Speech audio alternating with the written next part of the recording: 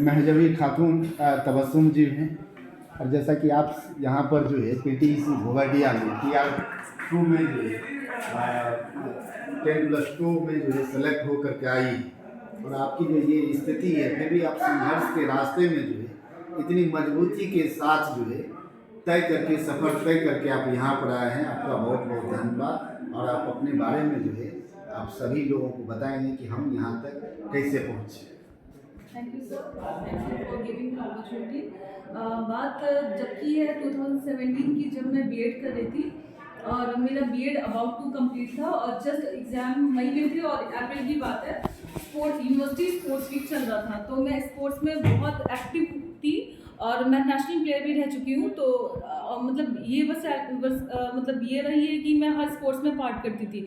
तो इत्तेफाक ऐसा था कि खो खो का चल रहा था मैच और मैं इस तरीके से गिरी कि बहुत ज़्यादा इंजरी हुई मुझे। तो इंटरनल इंजरी का तो पता नहीं चला, लेकिन नाक से ब्लीडिंग वगैरह हुई। तो खैर उसके बाद मुझे डॉक्टर के पास ले जाया गया, तो मैंने बताया कि बैक पेन बहुत ज़्यादा हो रहा है। तो शायद डॉक्टर ने सही से डायग्नोज नहीं किया, उन्होंने बोला कि आपको मसल्स क्रैम्प हो रहा है। तो उन्होंने बेसिक मेडिसिन वगैरह दिए। तो उसके बाद एक हफ्ते बाद दर्द जब ज़्यादा बढ़ गया, फिर मैं डॉक्टर के पास गई, तो उन्होंने एक्सरे वगैरह किया और सब कुछ रिपोर्ट नॉर्मल था। फिर उन्होंने कहा कि आपको उसी इंजरी की वजह से नर्व कंप्रेशन हो रहा। तो फिर उन्होंने क्या किया, इंजेक्शन मुझे दिया कि आप पेन किलर के इंजेक्शन लगाना, लेकिन चीज़ें वो सॉल्यूशन नहीं था।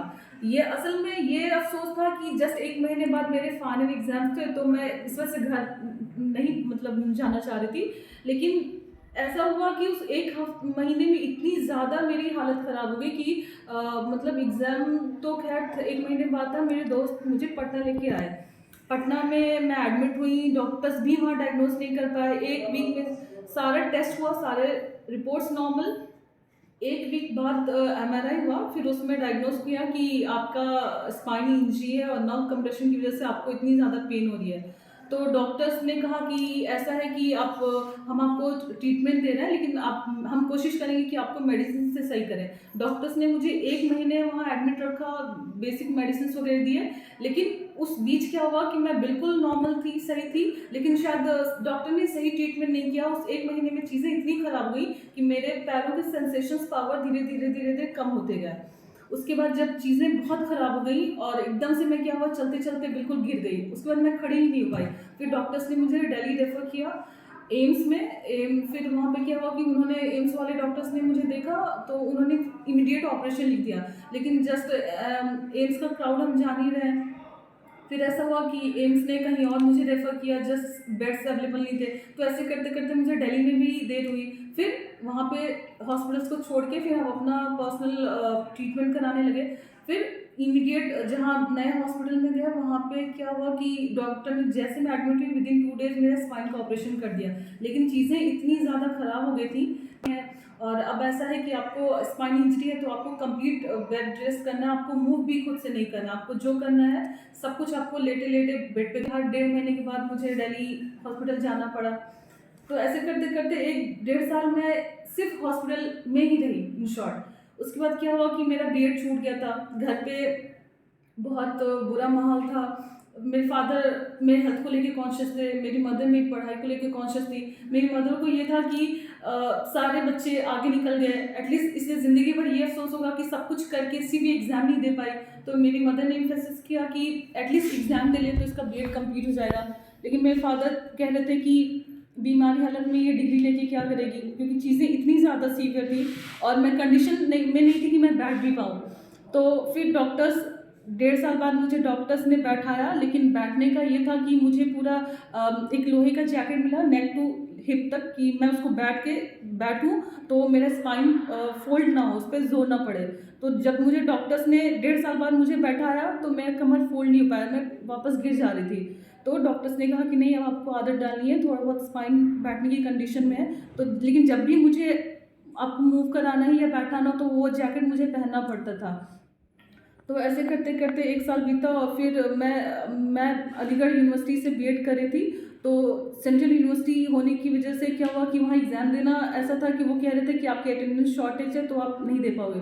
तो खैर मेरी मेडिकल कंडीशन देखते हुए उन्होंने कहा कि ठीक है आप एग्ज़ाम देने आइए। बहुत बहुत वर्स्ट हालत में मैं मतलब वहाँ गई ट्रेन से, वहाँ गई। एग्ज़ाम का ये था कि फर्स्ट एग्ज़ाम मैंने जैसे तैसे व्हीलचेयर पे बैठ के दिया, मैं बैठ नहीं पा रही थी। तो पहला एग्ज़ाम बहुत ख़राब हुआ, मुझे उम्मीद नहीं थी कि मैं पास भी हो पाऊँगी। सेकंड एग्ज़ाम क्या हुआ कि 2 दिन बाद था, मेरे डॉक्टर मेरे कमरे में आए वहाँ, उन्होंने कहा कि हम क्या करें आपके लिए, आप एग्ज़ाम नहीं दे पा रही हैं।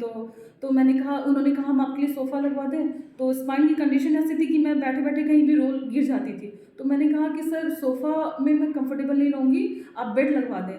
तो ये था कि एग्ज़ामिनेशन हॉल के साइड बाहर एक बेड लगा और फिर उन्होंने कहा कि क्या हम आपको मतलब कोई राइटर भी प्रोवाइड करें? मैंने कहा कि नहीं सर, मैं खुद से लिखने में सैटिस्फाई हूँ।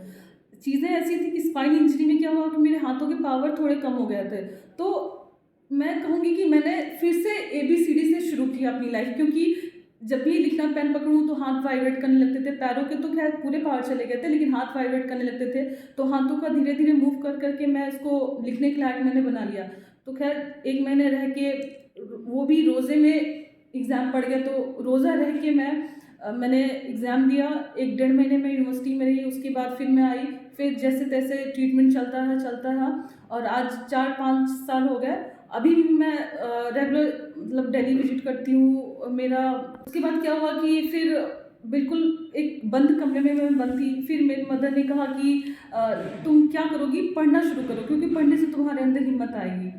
उसके बाद उन्होंने कहा कि अब तो खैर मैंने मास्टर्स भी नहीं किया था। उन्होंने कहा कि ऐसा है डिस्टेंस से ही मास्टर्स कर लो। घर वालों ने बहुत सपोर्ट किया। फिर मैंने इग्नू से मास्टर्स में एनरोल किया और उसके बाद इत्तेफ़ाक ऐसा था कि नवंबर में ही मेरी मास्टर्स डिग्री कंप्लीट हुई है और नवंबर में ही वैकेंसी आई। मैं खैर इन 1 सालों में मैं कुछ न कुछ कॉम्पिटिशन की प्रिपरेशन कर रही थी, इसलिए पढ़ाई काफ़ी अच्छी हो गई थी मेरी। और इत्तेफ़ाक था कि ठीक फॉर्म के 10 दिन पहले मेरा मास्टर डिग्री कंप्लीट हुआ है और 10 दिन के बाद फॉर्म आया। और इत्तेफ़ाक ऐसा था कि विदिन 15 डेज़ एग्ज़ाम्स भी हो गए और एग्ज़ाम दिया और एक बार में मैं बहुत अच्छे नंबरों से इनफैक्ट मेरिट 56 नंबर का था और मुझे 67 नंबर आए। मेरिट से 10-11 नंबर मुझे ज़्यादा है और मैंने एक बार में ये एग्ज़ाम क्वालिफ़ाई कर लिया, +2 पॉलिटिकल साइंस। चलिए बहुत बहुत रहे थे, फिर अपना जो पढ़ाई को मैनेज कर पा रहे थे, और इनके बीच में कौन कौन लोग आपको मोटिवेशन दिए? मैं कहूँगी कि हालात ऐसे थे कि जो लोग मुझे अपने आसपास नेबर से मुझे मिलने आते थे, वो ये कहते थे कि बहुत अच्छी बच्ची थी। तो मेरे को ये लगता था कि मैं अभी भी ज़िंदा हूँ, लेकिन लोगों के ये कमेंट बहुत अच्छी बच्ची थी, बहुत नेक बच्ची थी, ये मुझे कभी हिम्मत नहीं दी। इन बातों से मैं और ज़्यादा डीमोटिवेट हो गई। लेकिन मेरी फैमिली ने मुझे इतना मतलब बाहर की नेगेटिविटी से दूर रखा। उन्होंने कहा कि तुम अपनी लाइफ में तभी मूव कर सकती हो जब तुम अपनी किताबों का सहारा लो, क्योंकि तुम्हारी ज़िंदगी में कोई और हिम्मत नहीं दे सकता आफ्टर सर्टेन टाइम। तो सिर्फ तुमने जो इतनी अच्छी एजुकेशन पढ़ी है, तो तुम्हें सिर्फ हिम्मत तुम्हारी किताबों, तुम्हारे फर्दर एजुकेशन की वजह से ही तुम इम्प्रूव करोगी।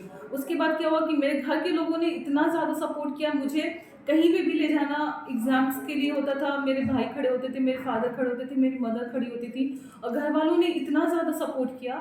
इन 4-5 सालों में मैं कभी एक रूम से बाहर नहीं निकली। जब भी निकलना होता था तो या तो सिर्फ एग्ज़ाम के लिए या तो सिर्फ हॉस्पिटल के फॉलोअप के लिए। इन 2 रीज़न्स के अलावा मैं कभी घर से बाहर बाद सिर्फ मेरी फैमिली के कोऑपरेशन की वजह से मैंने ये बीपीएससी 3-2 का एग्ज़ाम क्वालिफाई किया।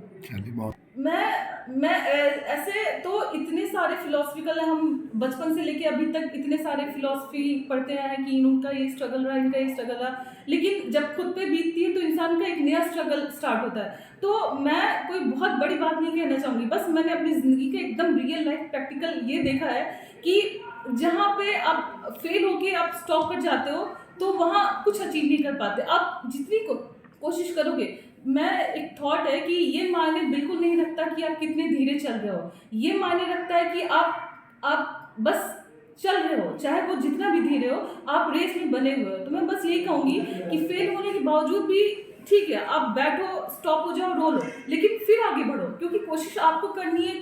आपको अपने उस प्रीवियस मतलब लेवल से आगे बढ़ना है, तो कोशिश आपको करनी पड़ेगी, चाहे जितनी धीरे ही सही। बट ये है कि हमेशा प्रोग्रेसिव थॉट रखें और आगे बढ़ने की ही सोचें, तभी आप आगे कुछ कर पाएंगे।